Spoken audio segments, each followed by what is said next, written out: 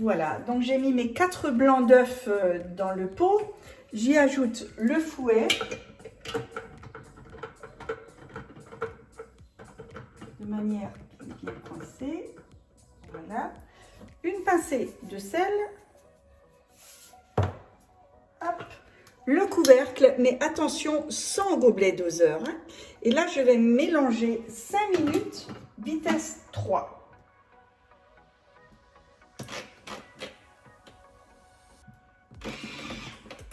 C'est parti. Les blancs ont terminé. Et regardez-moi ces beaux blancs en neige. Magnifique et très ferme. Je mets ça de côté. J'ai mis un autre pot au frais. Et là, je viens de le rincer à l'eau froide, bien essuyé. Tout la chantilly. Toujours avec le fouet.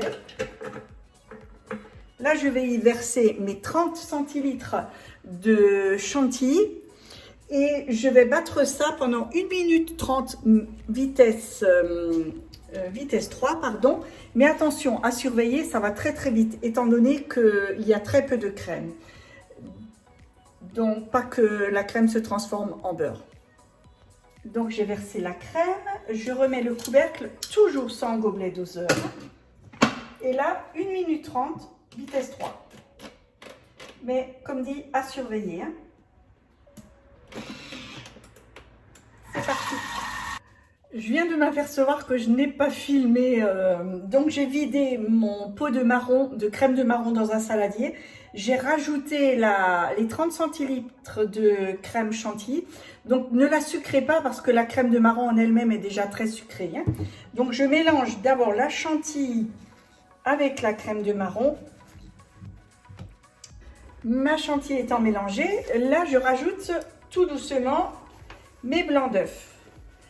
Et là, vous mettez d'abord la moitié et toujours les blancs d'œufs de bas en haut, hein, afin de ne pas casser les blancs. Voilà. Toujours bien de bas en haut. Hein. J'y rajoute l'autre. Ma crème est bien homogène, c'est bien remué. Maintenant, moi j'ai choisi de les mettre dans des pots de yaourt comme ça. J'ai un couvercle, donc je remplis, je ferme. Au moment de les servir, je mets juste de la chantilly par-dessus avec un petit peu de chocolat râpé noir dessus et vous verrez, c'est excellent et très bon. Après, vous perso, vous pouvez le mettre dans des genres de petites verrines, mais il faudra le laisser reposer bien 4 heures au frigo. Hein.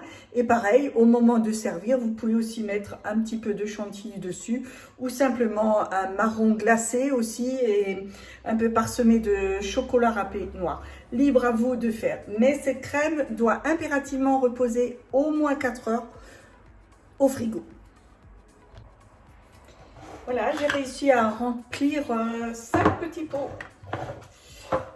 Moi, comme je vous ai dit tout à l'heure, je mets donc mes couvercles dessus.